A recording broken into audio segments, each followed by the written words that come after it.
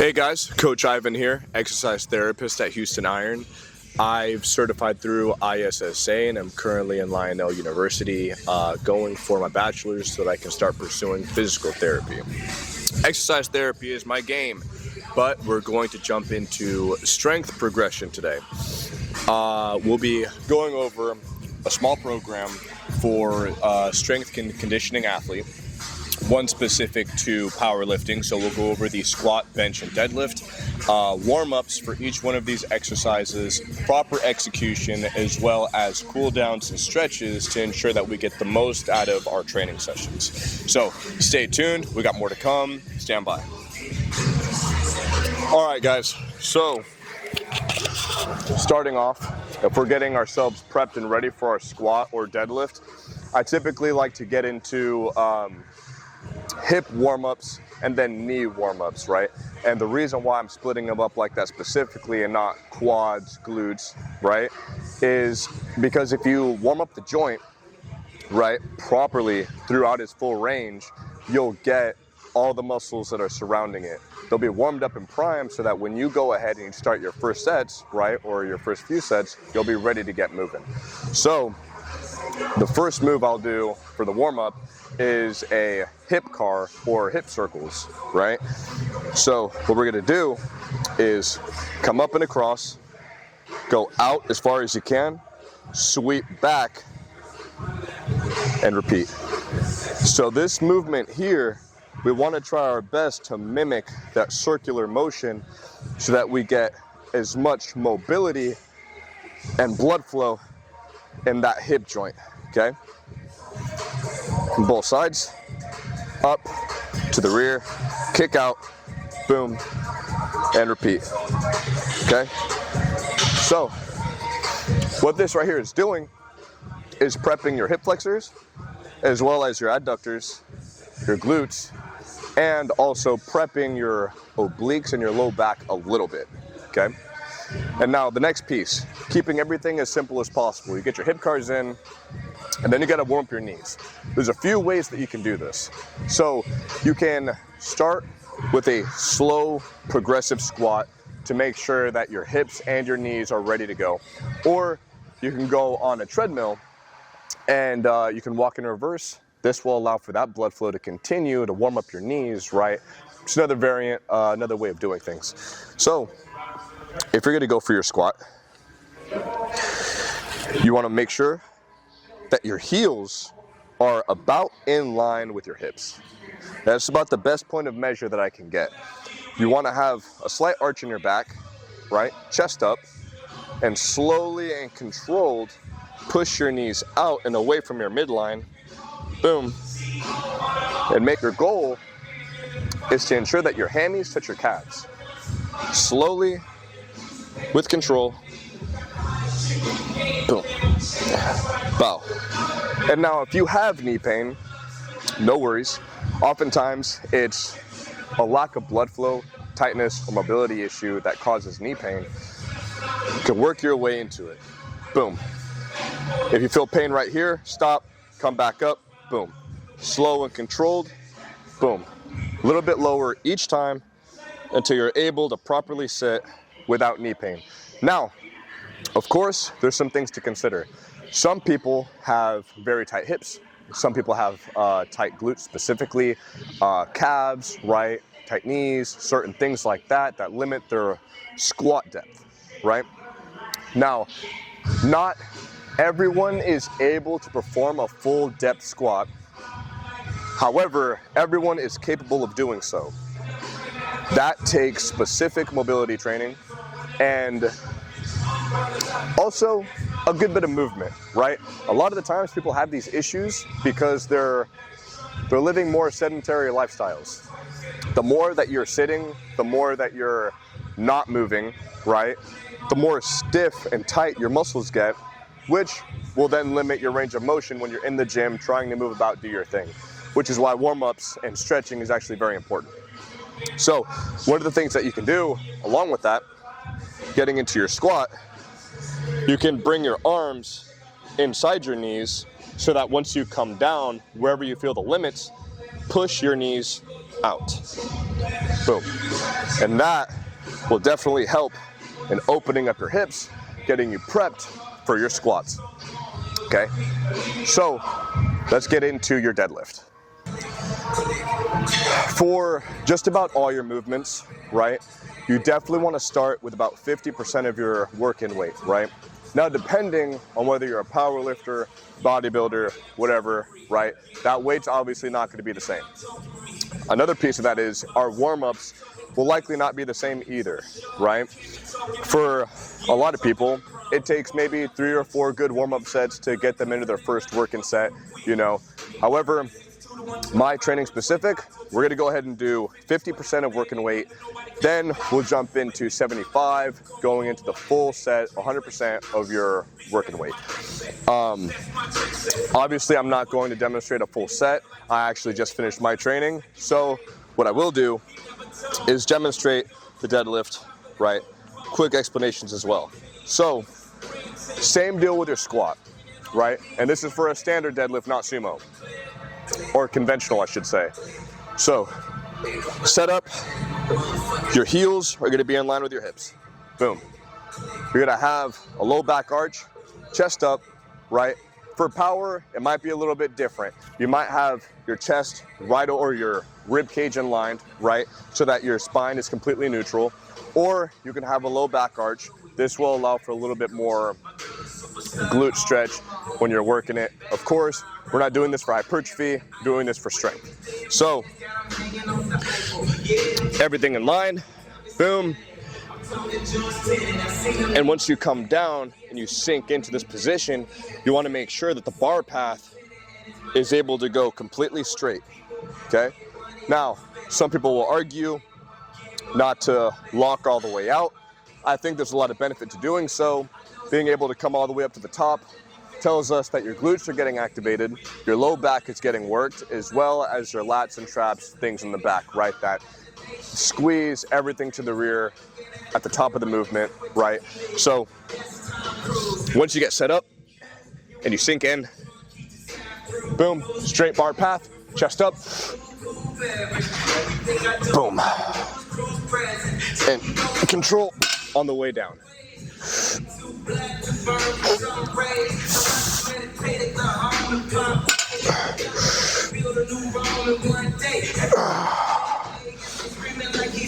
Okay. Now, this being a compound movement, it's great for overall strength progression, muscle growth, all that. Not very good for hypertrophy benefits because of how many muscles it takes to move this weight. And most certainly, most people aren't gonna stick to just one plate. Everyone's gonna try to climb, which typically means lower rep ranges, right? So you're not gonna be aiming for 12, 15, 20 reps. You're more likely gonna be looking at 3 to 5 sets of about maybe 3 to 8 reps, depending, okay?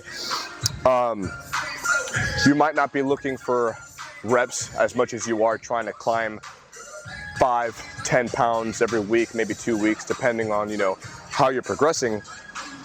But things to consider when choosing the deadlift in a program. It is quite taxing on your systemic energy. However, strength benefits are definitely there. All right, so now we're talking about the bench press, right? There are specific factors that will attribute to a powerful, injury-preventing press, okay? Now, I've found that the best way to treat the shoulder, the rotator cuff, and its surrounding muscles the best is arm circles, right? Very simple, very basic, and if you do a few of these before your pressing sessions, your shoulders will be very forgiving. A lot less shoulder pain, a lot less to worry about, and you get serious pumps because the warm-up isn't just going to get your shoulder cuff ready. What it also does is prep your chest and your back a little bit, right? So that once you get into your warm-up sets, the movements that you're going to do are going to feel like they're actually doing something in your benefit, right? So when we're talking about the arm circle, right, we're not just going, yeah, like, oh, okay, sure. No, the same method applies, right? Time under tension, full range of motion, intensity, all of these things, right, apply to even your warm-ups, okay? Now, it doesn't need to be super hard, right? But if you're not putting some sort of effort into your warm-ups, obviously you're not gonna get the result that you want.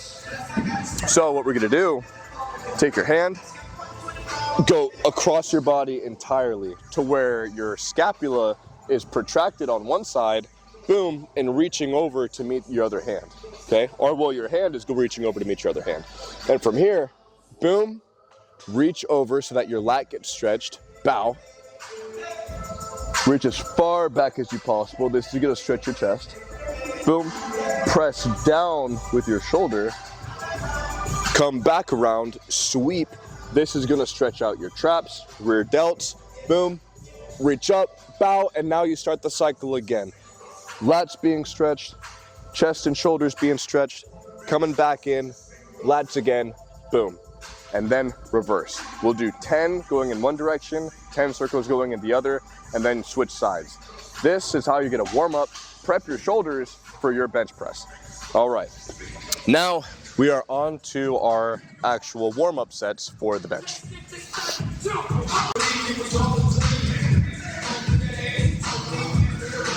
Okay, so now that we're here at the bench press, we need to make sure that not just our chest is warm, but our elbows, right?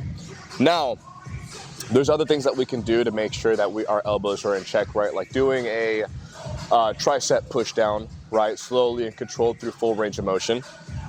Or we could jump into our bench, take our time, and move through the fullest range of motion this way, okay? Now, you wanna practice how you play, right? So, scapula is gonna be retracted and depressed, shoulders back and down. You're gonna have an arch in your low back, okay? And you're either going to plant your feet hard on the ground, or you can swing your feet back a little bit and press into the ground with your toes. This is my favorite method for bench pressing, but everyone has their opinions and such. When you're getting set, you want your hands to be slightly outside your shoulder width, elbows flared. Bring the barbell straight down to about your sternum, boom, and then press. Slow and controlled, boom, press. Slow and controlled, boom, press, bow. Now, all the while, we do want to ensure that our scapula is staying back, right? Because that alone is going to protect our shoulders. If they start protracting forward, that excess weight, that resistance that's coming down on you can cause one, irritation in your shoulder, or two, you might get some sort of some other type of minor injury, right? Or worst case scenario, you tear your shoulder. But that's not, I wouldn't say that's very common, right? I think that as long as you're being smart about the weight that you're training with, even if you're doing strength training, shooting for 3, 5, 6, 8 reps, you're definitely gonna wanna make sure that you're doing these warm-ups, right? So that none of that happens, okay? So now for the athlete that's going to be doing this stuff, right? I would highly suggest doing maybe 3 sets, hitting those ranges, and then maybe 1 set specific to reducing the weight, getting a little bit more hypertrophic benefits from the actual exercise rather than just strength, okay? Now, I would suggest this because being able to move through full ranges of motion for a good few reps will also help your joint health as well as helping you build more muscle tissue. Now, it's not everyone's goal to have strong joints, but I would argue that it should be. Having strong joints and strong muscle makes the strongest version of you, right? With a lot less pain. So definitely jump in here, get at your bench press, and then jump into some accessories, right? So after a good bench press, maybe you'll do an incline dumbbell press, okay? This incline dumbbell press will be a full range of motion press, bringing the dumbbell heads to the top head of your bicep, or maybe even to the top of your front delt. The fullest, deepest ranges of motion will offer you the best for your mobility, joint health, and strength/hypertrophic benefit, okay? So things to consider, try those out, let me know what you think. A few things to consider, right? Rest periods. Since you're going to be lifting a little bit heavier in this program, we're talking about powerlifting specific, your rest times are going to be a bit more increased, right? You're going to be looking at maybe 2.5, maybe even 3 minutes. Some folks that do a little bit longer, a little bit more extended rest periods, right? However, you don't really need that much time regularly unless you are lifting heavier weight, right? The weight that you're lifting, it's going to tax your systemic energy, okay? Now, it is also going to attack your muscles, right, for sure, but the energy that's required to produce that much force to move that weight is going to hit your energy stores, okay? So that's why the rest periods are going to be a little bit longer, okay? So 2 to 3 minutes, understandably so, take your time, right? Don't stay too long in your rest periods, right? Don't do more than 3 minutes, my recommendation, because the longer you stay in that rest position, the quicker you're going to end up cooling down, right? And if you cool down when you're trying to build up, it's not going to feel the best. You might get hurt, other factors to consider, whatever, right? So let's make sure we warm up, make sure our rest periods are not too long, but just enough for us to get hyped, ready, get our muscles ready to go, and make sure that our heart rate isn't through the roof, all that jazz. Once you feel that your heart rate's good, your muscles good, energy is good, if it takes 3 minutes, cool, get ready, rack the weight, hit it, okay? Now, cool downs, okay? The best thing for you to do after training a specific muscle group is to stretch that muscle group so that you relieve the tightness within it, okay? Progression through weight training, through mobility training, all of these things, progression happens in both directions, whether it be positive or negative, okay? If your muscles are progressively, continuously getting tight and you're not stretching them and getting mobile, that will cause other issues, right? That'll probably bring you to muscle stiffness, tightness, muscle pain, potential joint injuries. All of these things can happen.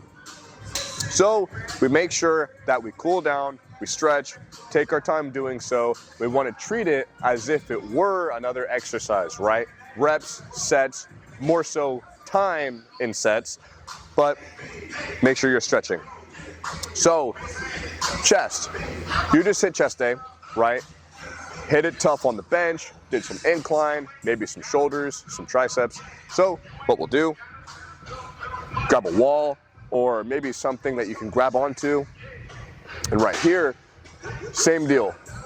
Retract, depress your scapula, and then rotate away from your hand.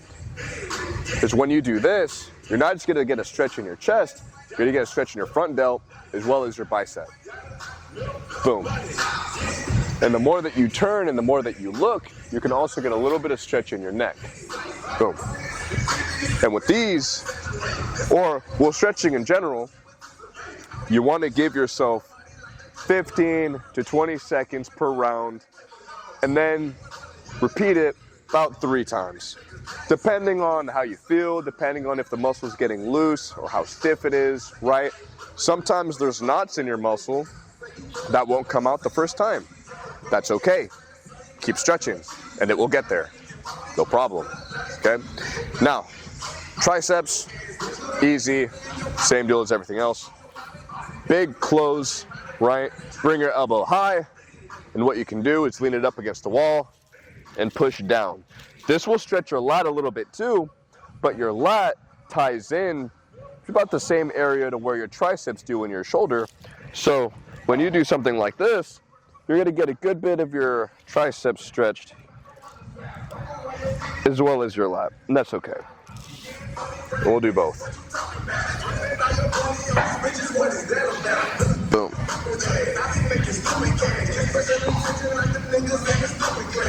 Absolutely. So now we have our legs, right? We hit deadlift, we hit squat, great, cool. Now we want to make sure that we're stretching everything out. A few ways to do it. One way to stretch your quads, you can grab a wall. I just hit hammies today, don't judge. Grab a wall and pull up on your ankle so that your quads get a stretch here. And you want to bring your knee back so that you can get some of your hip flexors stretched as well, as well as the foreheads of your quad. Boom. Both sides. Boom.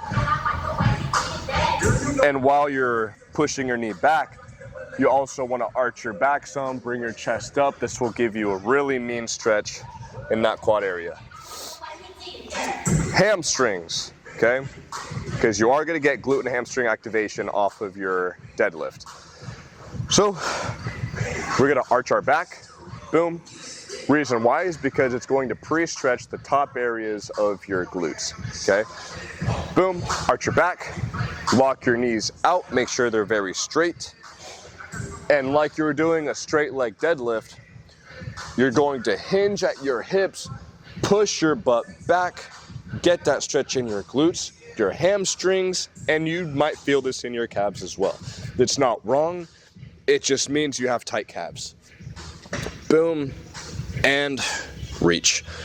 Same deal, 10 to 15 seconds per round, and as you progress, you reach farther and farther and farther, trying your best to make sure that your back stays arched so that you can get the most out of that stretch. Okay, we got hammies, we got glutes, we got our quads, we got our chest, biceps, triceps, okay? And now we need our back. So, if you want to stretch out your back, well, your lats to start, up high. And using the same wall, we're gonna bring one of our legs, or the leg that is on the same side as our arm, twist, boom, and lean to our side, right, and down. This is going to allow the lat to stretch at its very fullest. Boom. You get the most out of that one stretch. Same deal over here. Boom. 10 to 15 seconds. Great. And now your back does not just consist of your lats. You also have your traps and your rear delts. But most people don't know that your traps aren't just that big meaty part that's right under your neck. It is damn near the entire midsection of your back. Your traps are big. From about right here to about right here is the trap height, and it also goes wide, so that it is, well, damn near pretty much the entirety of what's in between your scapulas. So in order to get those, go across. Instead of going up, we go across, boom, and rotate again away from our hand. This right here, along with pushing our shoulder forward or protracting our scapula, this will give us a great stretch for the upper portions of our back. Boom. And with progression, what we'll end up doing is rotating and getting closer and closer to the wall. And if you can get all the way to the wall and you're still able to rotate, take the time, sit there, and see how much farther you can go, right? Stretching, just like weight training, progression, you want to see yourself go farther into each stretch, okay? If you're not seeing progression in your stretching, then you're not stretching properly. We need to reproduce that elastin in our muscles so that we don't get tight, the tightness doesn't build up, and then eventually snap like an old rubber band, okay? So make sure you're focusing on your stretches, make sure you're getting your cool downs in, and you'll be able to get ready, get set, and train on your next training day.